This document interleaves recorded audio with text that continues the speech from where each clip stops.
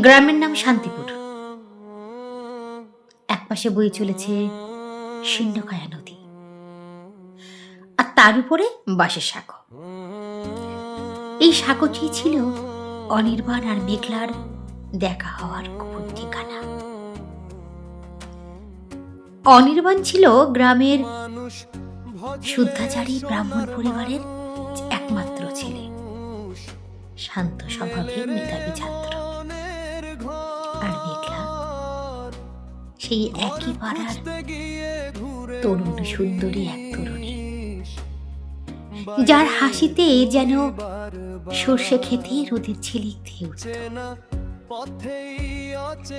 তাদের প্রেম ছিল স্নিগ্ধ, চিঠির আদান প্রদান আর শাখর উপর দাঁড়িয়ে ক্ষণিকের চাহনি, এভাবেই কাটছিল দিনগুলো।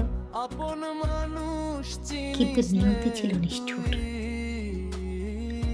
মেঘলার বাবা আর অনির্বাণের বাবার মধ্যে দীর্ঘদিনের একটি জমি সংক্রান্ত বিবাদ হঠাৎই প্রবল আকার ধারণ করে। যে দুই পরিবার একসময় ঘনিষ্ঠ ছিল, তারা একে অপরের চরম শত্রুতে পরিণত হয়। বিবাদের আগুন ছড়িয়ে পড়ে পুরো গ্রাম। দুই পরিবারের মধ্যে রেষারেষি শেষ পর্যন্ত হাতাহাতিতে গড়ায়। গ্রামের মোড়লরা অনেকবার চেষ্টা করেও সেই আক্রোশ মেটাতে পারেনি। এরই মধ্যে মেঘলার বাবা তার জেদ পূর্ণ করতে পাশের গ্রামের এক জমিদারের ছেলের সাথে মেঘলার বিয়ে ঠিক করেন। অনির্বাণ অনেক অনুনয় বিনয় করেছিল তার বাবার কাছে, কিন্তু জাত আর বংশমর্যাদার লড়াইয়ের সামনে ভালোবাসার কোনো দাম ছিল না। অনির্বাণ আর মেঘলা শেষবার সেই পাশের সাঁকোতে দেখা করে। মেঘলা বলেছিল, অন্য কারোর হয়ে যাওয়ার চাইতে মরে যাওয়া ভালো। অনির্বাণ তার হাত শক্ত করে ধরে আশ্বাস দিয়েছিল, কিন্তু সমাজের নিষ্ঠুর দেয়াল ভাঙার শক্তি তাদের ছিল না। বিয়ের আগের রাতেই পুরো গ্রাম যখন উৎসবের আলোয় সাজু সাজু রবে,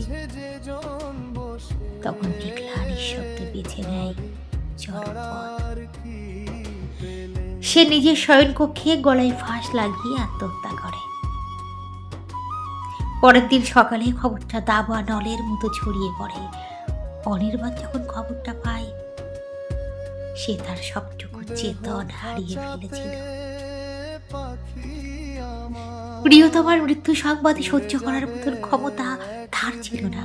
ওই দিন বিকেলেই নদীর পাড়ে, যেখানে তাদের অসংখ্য স্মৃতি জমা ছিল, সেখান থেকেই অনির্বাণের নিথর দেহ উদ্ধার করা হয়। গ্রামের মানুষ দেখলো দুটি পরিবারের অহংকার আর বিবাদ দুটি সজীব প্রাণ কেড়ে নিল। শান্তিপুর গ্রাম আজ স্তব্ধ হয়ে থাকে সেই পাশের সাঁকোর কাছে গেলে। বাতাস বইলে যেন আজও শোনা যায় অনির্বাণ আর মেঘলার না বলা কিছু দীর্ঘশ্বাস। এটি কোনো জয়ী হওয়ার গল্প নয়, এটি বিসর্জনের গল্প। এটি কেবল বিসর্জনের, এটি কেবল বিসর্জনের ওদের গল্প, ওদের গল্প।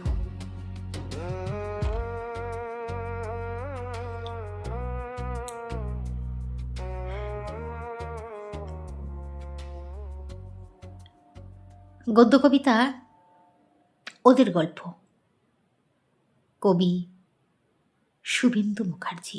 Background music Jack Nova.